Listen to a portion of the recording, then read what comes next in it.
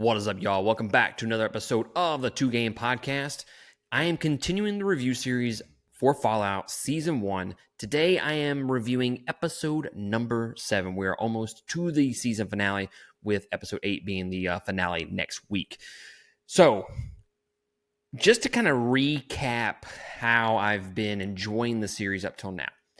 Been loving each and every episode. Episode 6, if you have watched that episode review, you will know that that is probably my favorite episode of the series so far. It kind of hit on all cylinders for that one particular episode.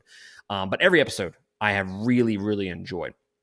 So coming into 7, it was a matter of, okay, the stage is kind of being set. We're kind of starting to unfoil some of the little juicy details about what happened prior to the bombs going off. And I kind of expected, some of that to get revealed in 7 and then possibly in 8 for the climactic episode, right? And we really didn't get that, so to speak. This episode revolved around two aspects, okay? Yeah, the ghoul was in it. But really, if we're being completely honest, he wasn't a huge part of this episode. This had to do a lot with Lucy and Maximus and their relationship, which up to this point, I thought the relationship has been handled pretty well, honestly. I think they're not really speeding through that relationship, which I really appreciate. It's not just they had 2 conversations and now they're just madly in love with each other. No, we didn't really get that. And I really do appreciate that. So this episode, he comes clean. He starts telling her the secret that he's been kind of carrying the entire season so far, that he is not a knight and that his real name is Maximus. And really, it's kind of a part of his character arc a little bit, because up to this point, he has been lying, and when he does tell the truth, it comes back to bite him in the ass. Like when he told Thaddeus the truth about him, about who actually was in the armor the entire time. And then Thaddeus kind of turned on him, right? So I think with him finally coming clean and telling the truth about something, and then someone being on the opposite end and kind of accepting that, these people aren't perfect, and that, there is forgiveness in relationships, and Lucy forgave him. So I think the fact that she was able to forgive him so quickly with no real animosity, no real argument or anything like that in that conversation, I think that to me did a lot for his character. And what I mean by that is the fact that, he's expecting her to disown him, yell at him, turn against him, the whole 9 yards, right? And she doesn't do that. She kind of wants him to come live with her, to be honest. And she still wants that. And the fact that she still wants that, even after he tells her that he's not a good guy, he finally sees who Lucy is, and he feels accepted. So I really love that relationship between those two characters got developed in this episode. And it was actually some of my favorite scenes in this episode. And it's no secret, Maximus really hasn't been my favorite character up to this point. I thought he's been kind of a mixed bag. I just really didn't like him over the first 6 episodes. But episode 7, I'm kind of sold. He's not really as much of a douchebag as he kind of gets portrayed in the first 6 episodes. And it just seems like he's more of a complicated character, so to speak. So I really appreciate what they have done with not only him, but that relationship with him and Lucy in this episode. And then we even get a kiss at the very end, which is great because, again, it's not like they're just saying we're just madly in love with each other and that happened in the span of like 5 seconds. No, they have developed that relationship over not just like this particular episode. Like, they did some groundwork in this episode for sure. For that kiss to really be believable, I thought they did great work in this episode developing that relationship. And they've done that little tidbits here and there over the last several episodes for sure. But on the opposite end of the spectrum, that was a big part of the episode for sure. That was probably the biggest aspect of the episode. And then the other aspect of the episode was the Vault 33 stuff, Vault 32, and then now we're throwing in Vault 31 into the mix. I love the fact, and also surprised by this at the same time, that the Vault 32 and 33 mystique, the drama behind the Vault Dwellers and the conspiracy there and whatnot, I'm not gonna lie, I'm kind of surprised it has dragged out all 7 episodes. I kind of expected this to kind of get revealed and kind of start getting handled maybe this episode or the last episode. Yes, we know there is some shady shit going on. We know there's a controversy there. We know they are doing really bad shit. Something is going on between these 3 vaults, right? We know that for sure.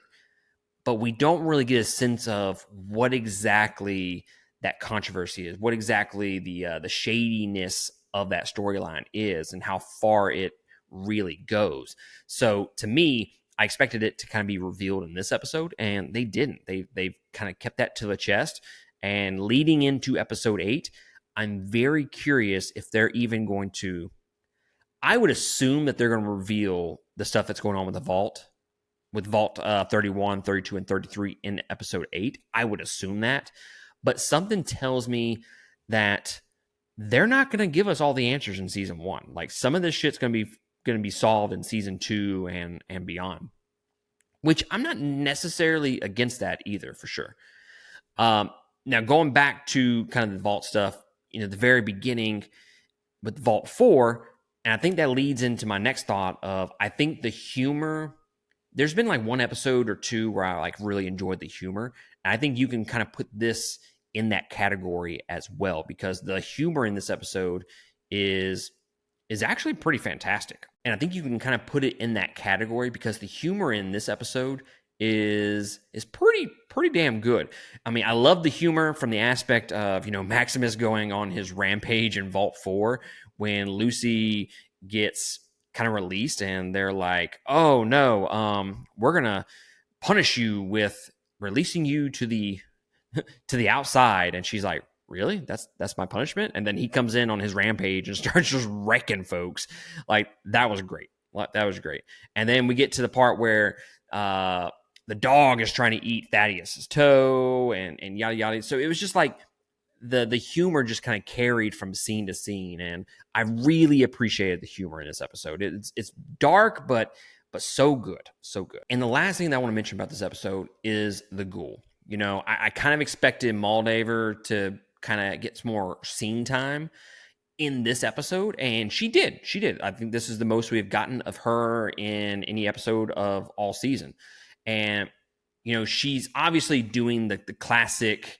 And even Cooper mentions this in the episode. Every good villain thinks they're doing the right thing. And, to me, Moldaver is doing that exact same thing here, where she's kind of painting herself as, hey, maybe I'm the victim. We're the victims here, and I'm not the villain. Maybe it's your wife and Vault-Tec.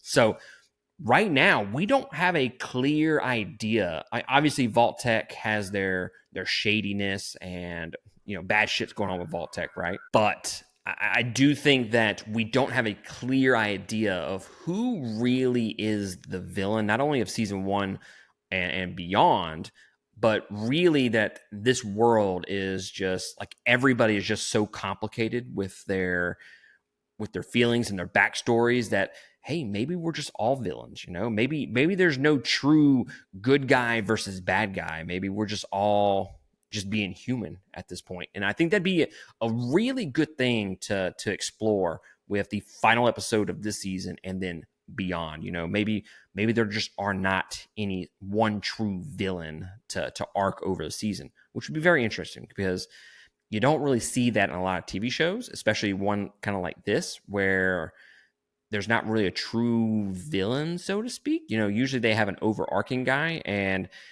I'm okay with it. Okay, it's something different. It's something unique. So definitely I'm on board with this. But as far as the ghoul goes, what are the intentions there? What is his reasons for being pissed off at Moldaver and wanting to seek revenge against her? Is she solely responsible for the death of his family? We do know that the very beginning of season 1 in episode 1, that he's at that birthday party and they were having that conversation about him not paying his alimony. So they got divorced at some point before the bombs dropped, right? So did she drive a wedge between them with her wanting him to spy on his wife, which I'm assuming that is going to be the thing. But I mean, really, if we're thinking about it, that's kind of his fault. That's not really her fault. So why you want to go kill her for I guess planting the seed? I guess. So what more is there to that story that makes him want to seek her out and enact revenge on her? And I'm very curious to know how that unfolds in episode 8. But guys, I absolutely love this episode. I thought it was really, really great. And again, it felt a little bit longer, and I don't mean that in a bad way. I think the runtime was a little bit longer than the previous episodes. The pacing of all these episodes are still absolutely fantastic. I love how they're editing the episodes to really bounce back and forth between all these storylines. And there's not really a bad storyline at this point. So I'm really loving the writing, and all the characters are pretty great at this point. And I am very, very excited to finish episode 8 coming up next week. But guys, let me know down below what you think about episode 7. And while you're at it, there are links down below there while you're at it. And those are links to our social media accounts. Like, subscribe, follow, do all that jazz. Really helps us out, and we'd be greatly appreciative of that. And there's also our Patreon link there as well if you want to support us on a monthly basis. We, again, be greatly appreciated, regardless of how you support us, whether it's watching this, subscribing, liking, whatever the case. I appreciate y'all joining us for these reviews. But with that being said, that's going to be it for me, and I'll catch y'all next time on another episode. Laters.